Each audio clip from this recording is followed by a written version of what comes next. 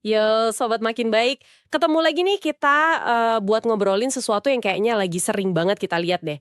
Pernah nggak sih kalian lihat gitu pejabat publik yang gaya hidupnya wah mewah banget, barang branded, mobil keren, langsung kepikiran nggak, kok bisa ya? Nah, di sini kita mau coba kupas tuntas nih ada hubungan apa sih sebenarnya antara gaya hidup mewah pejabat sama yaitu potensi korupsi. Kenapa sering banget dikaitin? Tujuannya biar kita semua ya, khususnya anak muda, jadi makin aware, makin kritis gitu. Nggak cuma nerima info mentah-mentah. Yuk kita bedah bareng-bareng. Jadi gini loh sobat, gaya hidup yang terlalu mewah itu sering banget dianggap jadi salah satu pemicu atau mungkin ya pendorong orang buat korupsi. Betul, keinginan buat punya barang-barang mahal, mobil bagus, rumah megah, padahal gajinya kan ya kita tahulah ada batasnya. Ya, hartanya banyak, wajar kalau hidupnya mewah. Nah itu dia. Tapi kalau pejabat publik yang gajinya jelas dari negara, terus kok bisa pamer harta yang kayaknya gimana ya, nggak sebanding gitu sama pendapatannya. Itu yang bikin orang jadi, bertanya-tanya.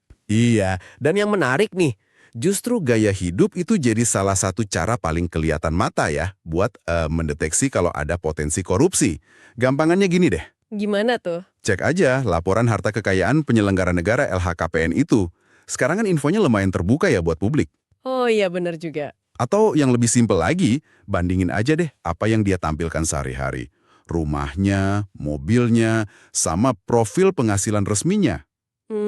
Masuk akal. Kalau bedanya jauh banget, nah itu bisa jadi lampu kuning atau bahkan merah. Kan kita pernah dengar kasus-kasus gede ya, Hmm. pegawai golongan biasa, tapi hartanya ratusan M. Iya inget-inget. Sempat heboh banget itu. Atau mantan kepala daerah yang aset hasil korupsinya disita, nilainya juga ratusan miliar. Hmm. Itu kan nunjukin ada gap, ada jarak yang ya nggak masuk akal antara jabatan sama kekayaan. Nah, ini nih, ada lagi sisi lain yang menurutku bikin makin rumit. Ternyata, tekanan atau dorongan dari orang terdekat kayak pasangan atau keluarga, itu juga bisa jadi faktor kuat loh. Oh iya, gimana tuh contohnya? Ya mungkin ada tuntutan gaya hidup dari keluarga atau pengen memanfaatkan jabatan pasangan gitu, istilahnya aji mumpung lah. Iya ya, bisa jadi. Kalau nggak salah sampai 2021 ada sekitar seratusan lebih kasus korupsi yang melibatkan anggota keluarga, istri, anak gitu. Berarti ini beneran terjadi ya? Betul sekali. Ini nunjukin masalahnya tuh bukan cuma soal individu yang hilaf sesakat gitu, tapi udah bisa jadi kayak semacam tren. Tren? Maksudnya gimana? Ya atau gaya hidup di lingkaran tertentu. Korupsi itu seolah dilakukan lebih gimana ya, terang-terangan. Nggak malu-malu lagi. Udah kayak jadi budaya mungkin ya. Kebiasaan yang dianggap biasa aja di kelompok mereka. Mendarah daging gitu. Waduh, serem juga ya kalau udah jadi budaya. Ironisnya lagi, kadang nilai-nilai moral atau agama itu ya nggak terlalu ngefek. Malah bisa dijadiin kedok aja. Loh, kok bisa gitu? Karena seringkali masalahnya itu udah sistemik. Udah ada jaringan korupsi yang kuat yang saling melindungi satu sama lain. Kalaupun ada penyelidikan, bisa aja dihambat atau buktinya diamankan. Wah, jadi kayak lingkaran setan dong ya? Persis. Ditambah lagi, penegakan hukumnya kadang juga ya belum maksimal. Bisa jadi karena kurang sumber daya, ada tekanan dari sana-sini, atau malah, ini yang parah, oknum aparatnya sendiri ikut terlibat.